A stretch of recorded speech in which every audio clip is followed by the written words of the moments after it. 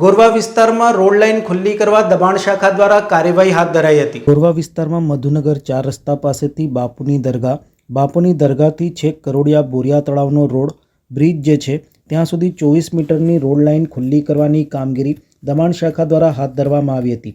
જે સમગ્ર કામગીરી સંદર્ભે ધારાસભ્ય કેયુર રોકડિયાએ વિસ્તૃત માહિતી આપતા જણાવ્યું હતું કે આગામી દિવસમાં મધુનગર 4 રસ્તાથી મધુનગર બ્રિજ સુધી અને મધુનગર બ્રિજથી ગોરખનાથ મંદિર સુધીની રોડ લાઇન પણ ખુલ્લી કરાશે। જે તે માપના રોડ પણ બનાવવામાં આવશે, તેની પણ કામગીરી થઈ રહી છે। ઉલ્લેખનીય છે કે હાલના સત્તાધીશો રોડ બ્રિજની કામગીરી કરે છે તેમાં ક્યાંક પર્યાવરણ તરફ દુર્લક્ષ થતું હોય છે।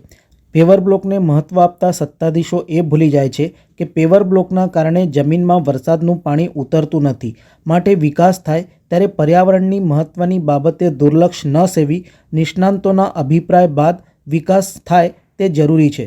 મધુનગર 4 રસ્તા પાસે મધુનગરથી બાપુની દરગાહ અને બાપુની દરગાહથી છેક કરોડિયા બોરિયા તળાવના કેનાલનો જે રોડ છે, બ્રિજ છે, ત્યાં લગીના 24 મીટરની રોડ લાઇન ખુલ્લી કરવાનું આજે કોર્પોરેશનના માધ્યમથી કામ થઈ રહ્યું છે, કાર્યવાહી થઈ રહી છે।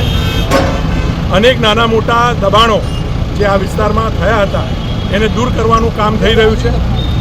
બાપુની દરગાહથી છેક બોરિયા તળાવ કેનાલ બ્રિજ સુધી આખો રોડ 24 મીટરનો કાર્પેટ બને, બંને બાજુ પેવડ બ્લોક લાગે અને લોકોની સુવિધામાં વધારો થાય।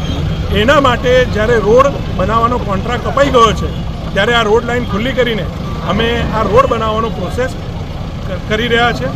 આગામી દિવસમાં મધુનગર 4 રસ્તાથી મધુનગર બ્રિજ સુધી અને મધુનગર બ્રિજથી ગોરખનાથ મંદિર સુધીના રોડ લાઇન પણ અમે ખુલ્લી કરીશું અને ત્યાં પણ નવીન રોડ જે તે માપના 24 અને 12 મીટરના રોડો પણ અમે આગામી દિવસોમાં બનાવવાના છે।